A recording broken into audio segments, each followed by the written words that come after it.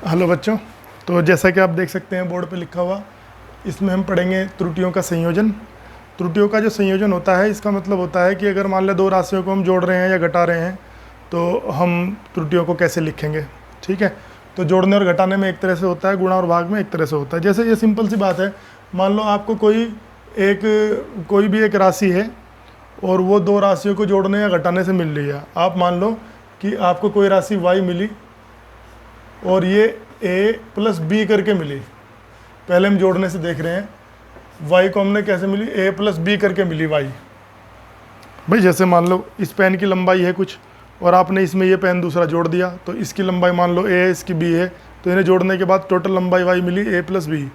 लेकिन आपने अभी पढ़ा है इस वीडियो में, मतलब इस चैप्टर में मैंने आपको बताया था कि हमेशा हर एक राशि के मापन में त्रुटि होती है। तो जब इस पेन की लंबाई नापेंगे तो उसमें भी कुछ त्रुटि होगी, इसकी नापेंगे तो इसमें भी त्रुटि होगी, जब दोनों को जोड़ देंगे तो उस योग में भी कुछ ना कुछ त्रुटि हो जाएगी। तो अब हम ये मान लेते हैं कि हमने मान लिया कि भाई माना ए में त्रुटि डेल्टा ए, बी में त्रुटि डेल्टा बी है, तब y में भी त्रुटि हो जाएगी। तब y में त्रुटि डेल्टा y होने पर, तो अगर हम इस समीकरण को त्रुटि सहित लिखें, त्रुटि सहित लिखने का मतलब है y के मान को y में त्रुटि भी लिखो आप। तो y में त्रुटि कितनी है, डेल्टा y, और आपको समझाते हैं कि त्रुटि प्लस की भी हो सकती है और माइनस की भी। तो ये y का मान त्रुटि सहित हो गया, प्लस माइनस डेल्टा y करके। ऐसे a का मान क्या हो जाएगा, a plus minus delta a, और b का मान क्या हो जाएगा, b plus minus delta b।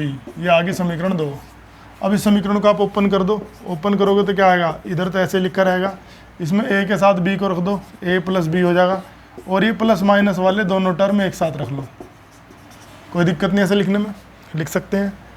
अब आप देखो यहाँ पे y किसके बराबर है, a प्लस बी के, तो y और a प्लस बी दोनों बराबर है, ये कैंसिल हो जाएंगे।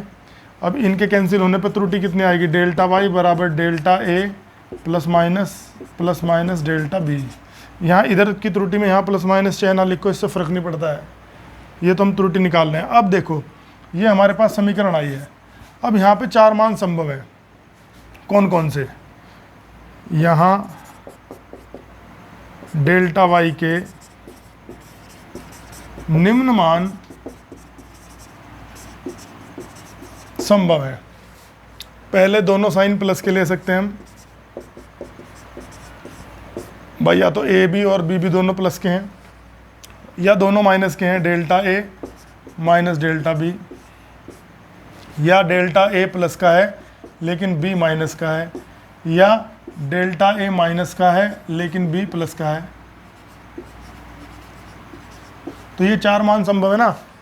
अब देखो जब हम त्रुटि निकालने जाते हैं बेटे, तो जब हम त्रुटि निकालते हैं तो हम ये कोशिश करते हैं कि हम अधिकतम त्रुटि निकालने में ये देख रहे हैं भाई ज़्यादा से ज़्यादा कितनी गलती हमसे हुई है, कितनी अशुद्धि हुई है मापन में, तो हम हमेशा इसका अधिकतम मान रखेंगे।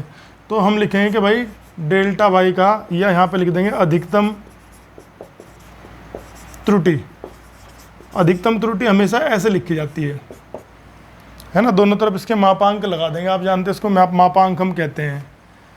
और आप अगर इन सभी मानों को देखेंगे, इनमें से सबसे बड़ा मान ये है। इसका मैं एक एग्जांपल आपको लेके बताता हूँ। मान लो डेल्टा ए तो है 8 डेल्टा ए, और डेल्टा बी है 5। तो अगर आप ये लिखोगे, दोनों को प्लस करोगे तो कितना आ जाएगा, 8 और 5 13। अगर दोनों को माइनस लोगे तो कितना आएगा, -8 -5 -13, है ना।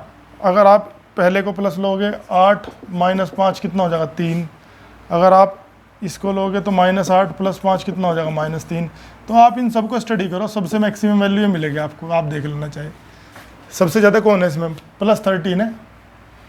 तो इसलिए अधिकतम त्रुटि तब होगी जब ये दोनों निशान प्लस के लिए जाएंगे, मतलब ये वाला मान। तो कितनी आ जाएगी, delta A plus delta B. और ये हमारा इस प्रॉब्लम का सॉल्यूशन हो गया कि त्रुटियों को हम हमेशा यहाँ पे जो है प्लस में रखेंगे। अब यहाँ पे आप एक बात सीखिए, एक बात आपने यहाँ पे सीखी है कि भाई जब हमने त्रुटि निकाली y में, जोड़ने में या घटाने में, दोनों में यही चलेगा।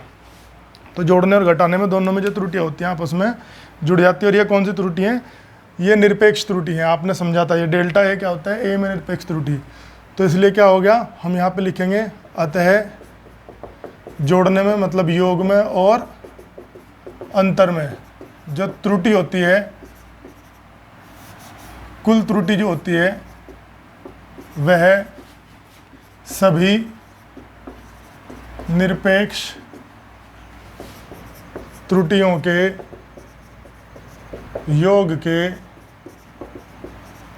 बराबर होती है।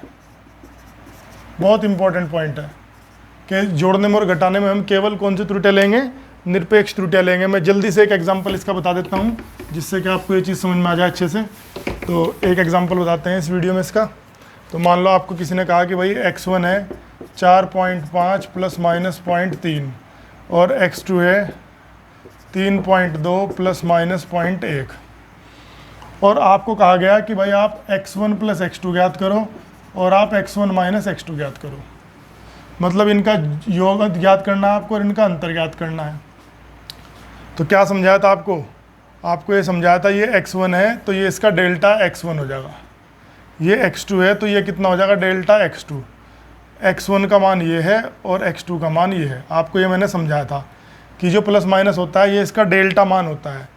तो जब हमें जोड़ेंगे दोनों को तो x1 प्लस x2 जब करेंगे तो जोड़ने में आप जोड़ना जानते हो, 5 और 2 कितना हो गया 7, 4 और 3 भी कितना हो गया 7। प्लस हमने अभी सीखा है कि त्रुटियों को हमेशा हम क्या करते हैं, जोड़ देते हैं। तो त्रुटि कितनी होगी 3 और 1 4.4, ये हमारा आंसर आ गया। अब मान लो आपको क्वेश्चन दिया गया कि भाई इन्हें घटाओ, x1 में से x2 को घटाओ। जब घटाओगे 5 में से 2 गया कितना बचेगा 3 और 4 में से 3 गया कितना बचेगा 1। ठीक है, प्लस माइनस ध्यान रखना है जोड़ने और घटाने में जो त्रुटि होती है वो हमेशा ही जोड़ी जाएगी। मतलब ये 3 और 1 4 ही रहेगा अब भी। तो चाहे मुख्य जो राशि है, जो मेन राशि है, उसमें तो वो करो जो दिया है। जैसे x1 का मान ये है, x2 का इतना है, तो अगर इन्हें जोड़ने कहा गया तो इन दोनों को जोड़ो, घटाने के लिए कहा गया तो इसमें से घटाओ। लेकिन त्रुटि हमेशा जुड़ेंगी, त्रुटि कभी घटती नहीं है, त्रुटि हमेशा जुड़ती है, चाहे आप जोड़ रहे हो या घटा रहे हो। तो ये हमारा योग और अंतर में त्रुटियों का संयोजन आ गया। अब इसके बाद में हम करते हैं इसमें गुणा और भाग में, तो इससे अगले वीडियो में हम पढ़ेंगे इसे।